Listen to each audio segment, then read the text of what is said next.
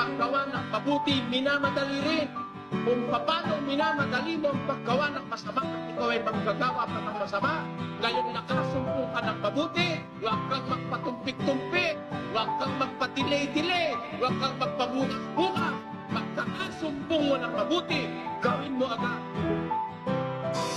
Sobra po akong nagpapasalamat sa ating Diyos na dakila at lumikha ng lahat ng bagay sa mundo. Dahil merong isang taong nilalang kanyang pinagkatiwalaan sa banal na kasulatan at sadyang maunawaan na may angking talino na kanyang ipaglalaban. Mga mabubuting kapakanan at aral ng katotohanan at para sa kaligtasan ng buong sangkatauhan. Itinuro niya sa atin walang labis, walang kulang doktrinang katotohanan na ayon sa Biblia. Mga sitas sadyang gabay, mga sagot katotohanan. Tayo ay naliwanagan, mga problema ay gumagaan. Kaya't salamat sa dakilang lumikha, may Brother Eli Sorianong nagpaliwanag sa isip namin punong-puno ng agam-agam. Akala ko noon wala na akong pag-asang maligtas, pero nalaman ko nung nakasulat na may pag-asa pa pala basta't ikaw ay gumawa ng mabuting gawa sa iyong kapwa. Huwag kang matanim ng galit sa iyong mga kaaway. Kapag nasumpungan mo ang katotohanan, huwag ka nang magpatumpik-tumpik, huwag ka nang magduda pa kapatid,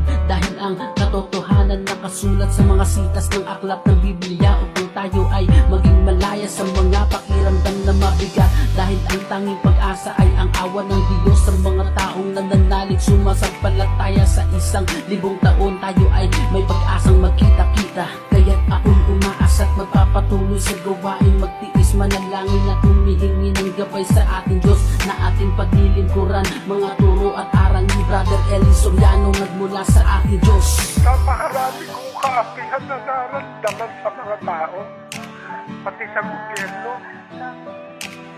Pero hindi ako nawala ng pag-asa. Ngayon, salamat sa Diyos. Alam ko naman na ika'y masaya sa piling niya, ikaw ay maligaya. Ikaw ang amin dahilan kung bakit kami nagpapatuloy na abutin ang pinapangarap namin na mapasama sa kaharian ng ating Diyos na dakila sa lahat. Salamat sa aming natutunan. Di ka naglabis at nagkulang sa mga salitang bitawan, pagkat ang sitas ang sagot sa aming mga katanungan. Hanggang sa muli ay magkikita pa tayo sa wakas, at doon sa mga awit sa Kanya at magpupuri pasasalamat sa dakilang lumala. Di na tayo mga kapatid, sama-sama lang magpatuloy lang sa paggawa ng mga mabubuti para sa kapwa. Ngayon, salamat sa Diyos.